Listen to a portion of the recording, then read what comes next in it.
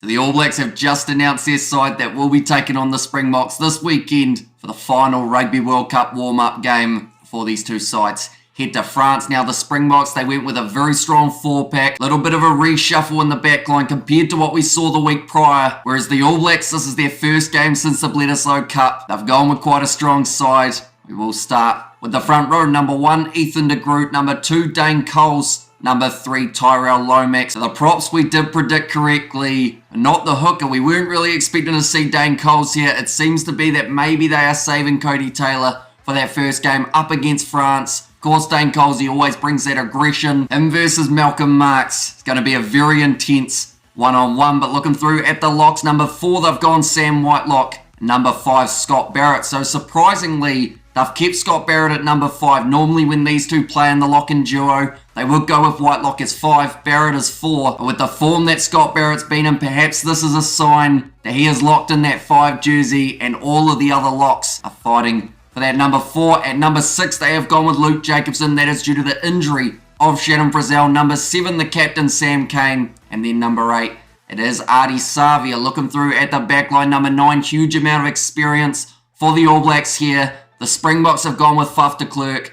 The All Blacks have gone with Aaron Smith. And then at number 10, they have gone with what a lot of people feel will be the starting fly half for that first game up against the French. It is Richie Mo'unga. So they're building that chemistry up. Once again, leaving Damian McKenzie out of the starting side, as well as the reserves when Richie Mo'unga is in the side. That is due to the fly half cover that they already have throughout their side. At number 11, they have gone with Mark Talia, a dangerous player. He will be going head-to-head with Kurtley Arinsa for this game. In the centres, a strong combo. Geordie Barrett at number 12. Number 13, Rico Ioane. Number 14, they have gone with Will Jordan, so he was at 15 for the second Bledisloe Cup game. Now makes his way back out to the right wing. Such a dangerous player, and you can't really afford to not have him in a starting side. Definitely not up against the Springboks. And once again, we get to see him go head-to-head with Makazole Mapimpi. And then at number 15, to close out the starting lineup for the ABs, it will be Beauden Barrett. But looking through at the reserves, number 16, Samasoni Taukei'aho. Number 17, Tamaiti Williams. And number 18, Fletcher Knowles. So they are giving him a little bit more game time, seeing as he's only just come back from injury. Speaking of injuries, Brodie Retallick unavailable for this game, as well as a couple more of the Rugby World Cup. But due to that, it does mean that Josh Lord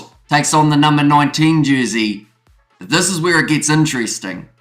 Number 20, Tupavai. So they have gone with the 2 Chiefs locks, they have gone with the 2 young Chiefs locks. Now Tupavai, we have seen him play just very briefly at number 6 before in the past for the Chiefs.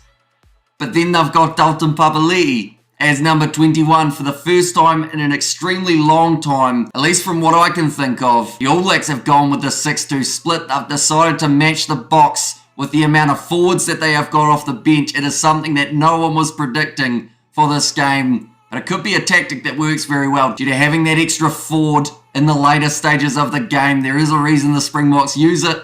It's because it can be very effective. Number 21, like I mentioned, was Dalton Papali'i. Number 22, Cam Roigard. So once again, getting a few minutes under his belt before the World Cup. And then at number 23, to close out this All Blacks side, it is Anton Lienert-Brown. Now, I was slightly expecting to see David Havili there just because he has only recently come back from his injury, hasn't had any game time for the All Blacks as of yet. But I'm sure throughout that World Cup, they will find some game time for that man. But this game, it is going to be a 6:30 a.m. kickoff here in New Zealand or 8:30 p.m. in South Africa on Friday night. It's going to be an absolutely awesome one. The last game for both of these sides before we head to the Rugby World Cup, where New Zealand have got France in their opening game and South Africa have got Scotland. But thank you all very much for tuning in to this lineups video. We will have a preview coming out for this game as well as the live commentary throughout the match, so be sure to check that out as well. But let me know what you think of the lineup down in the comments below, and I will see you all for the next one.